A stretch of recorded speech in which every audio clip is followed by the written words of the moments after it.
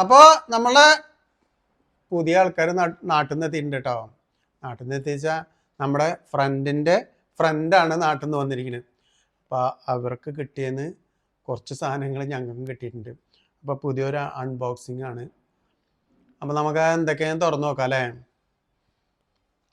ഇപ്പോൾ കൊണ്ടുവന്ന് വന്നിട്ടുള്ളൂ കേട്ടോ. അപ്പോൾ ഞങ്ങൾ വന്നിടയ്ക്ക് തന്നെ നമുക്കൊരു അൺബോക്സിങ് ആയിക്കോട്ടെ എന്ന് പറഞ്ഞിട്ട് നമ്മുടെ അടുത്താണ്. ദേ എഗെയിൻ ബീഫ്.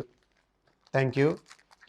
നമ്മൾ ഈ നാട്ടിലത്തെ ബീഫ് കഴിക്കണം എന്ന് ആഗ്രഹിക്കുമ്പോഴേക്കും നമുക്ക് ആരെങ്കിലുമൊക്കെ നാട്ടിൽ നിന്ന് കൊണ്ടുതരും അല്ലേ. അത് നല്ല മനസ്സുള്ള ആൾക്കാർ അങ്ങനെയാണ്. എന്ത് വിചാരിച്ചുള്ളൂ അപ്പോഴേക്ക് സാധനങ്ങൾ എത്തും. അപ്പോൾ ബീഫ് തന്നെ ഇല്ലേ ഇത്? ബീഫ് തന്നെ. അപ്പോൾ താങ്ക് യു.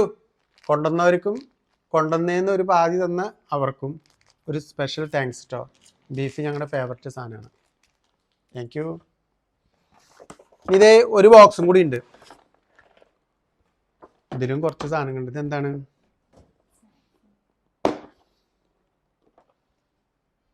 അയവ ഞാൻ ഇപ്പോൾ കള്ളും കുപ്പി ഇപ്പം തന്നെ പൊട്ടിക്കണ്ടായിരുന്ന തോന്നുന്നത്.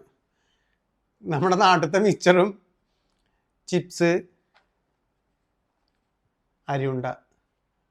ഇത് നന്നായി. തലയ്ക്കൊക്കെ ഓരോ കടിച്ചാൽ പൊട്ടുട്ടോ. അത്രയും ഇതുണ്ട്. കടിച്ചാൽ പൊട്ടോ കേട്ടോ. ആ കുഴപ്പമില്ല, സോഫ്റ്റാണ് കേട്ടോ. അപ്പോൾ അരിയുണ്ടുണ്ട്, മിക്സറുണ്ട്, ചിപ്സ് ഉണ്ട്. എന്താ ഇപ്പം ഇതിന് പറയുക അല്ലേ. Thank you so much. അത്രേ ഇപ്പം നമുക്ക് പറയാൻ പറ്റുള്ളൂ. അപ്പോൾ ഇത് കൊണ്ടുവന്ന പേര് പറയണ്ട അല്ലേ. ഞാൻ പേര് പറഞ്ഞില്ല. ആ പേര് പറഞ്ഞ പിന്നെ അത് ഓക്കെ. കൊണ്ടു തന്ന അവർക്കും അവർക്ക് കൊടുത്ത ആ ഫ്രണ്ടിനും വലിയ thank you. Thank you so much.